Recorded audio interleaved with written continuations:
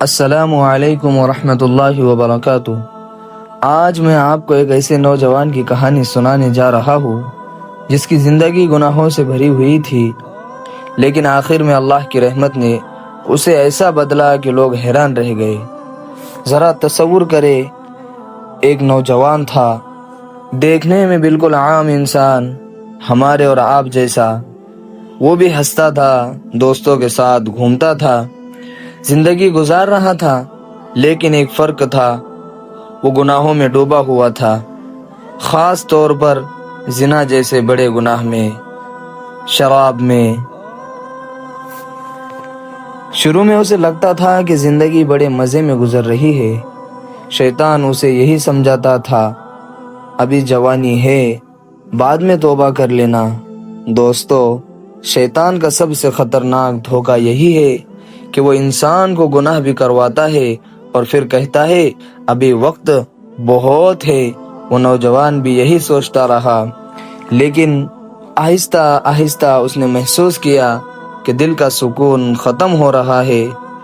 ایک سوال میں آپ سے بھی پوچھنا چاہوں گا، کیا آپ نے کبھی دیکھا ہے کہ کچھ لوگ ہر چیز ہونے کے باوجود پریشان رہتے ہیں؟ اچھی گاڑی، اچھے کپڑے، دوست، سب کچھ ہوتا ہے، لیکن دل بے چین ہوتا ہے۔ کیوں؟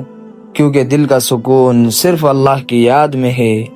وہ نوجوان بھی رات کو بستر پر لیٹا تو اسے اپنے گناہ یاد آنے لگے۔ کبھی سوچتا اگر آج میری موت آ گئی تو کیا ہوگا۔ دوستو، حقیقت یہ ہے کہ موت جوان اور بوڑھے میں فرق نہیں کرتی۔ کتنے نوجوان ایسے ہیں جو صبح گھر سے نکلتے ہیں اور شام کو ان کی میت واپس آتی ہے۔ ایک رات وہ نوجوان کہیں سے واپس آ رہا تھا، راستے میں ایک مسجد سے قرآن کی آواز اس کو سنائی دی۔ امام صاحب قرآن کی آیت پڑھ رہے تھے، قل یا عبادی الذین اسرفوا علی انفسہم لا تقنطوا من رحمت اللہ ان اللہ یغفر الذنوب جمیعا۔ اے میرے بندو، جنہوں نے اپنے جانوں پر زیادتی کی ہے، اللہ کی رحمت سے نا امید نہ ہو۔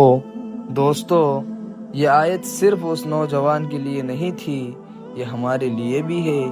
جو شخص نماز چھوڑ چکا ہے، جو گناہوں میں مبتلا ہے، جو خود کو بہت برا سمجھتا ہے، یہ آیت سب کے لیے امید ہے۔ وہ نوجوان مسجد کے باہر کھڑا ہو گیا، اس کی آنکھوں سے آنسو بہنے لگے۔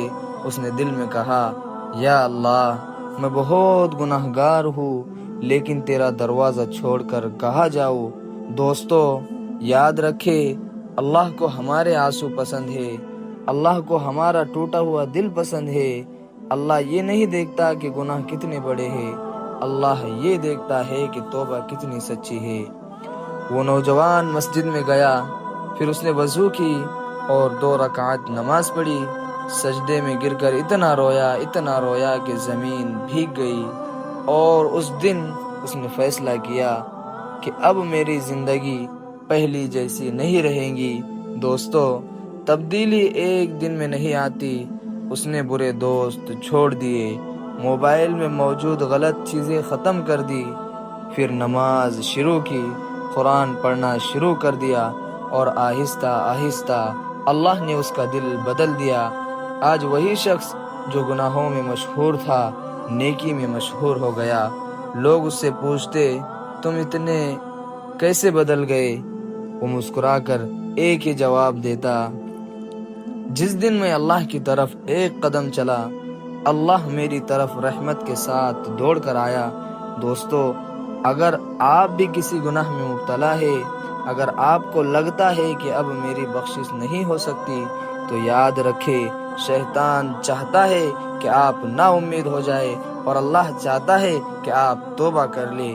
اس لیے آج، ابھی اور اسی وقت دل سے کہیے، یا اللہ، میں واپس آ گیا ہوں، مجھے معاف فرما دے۔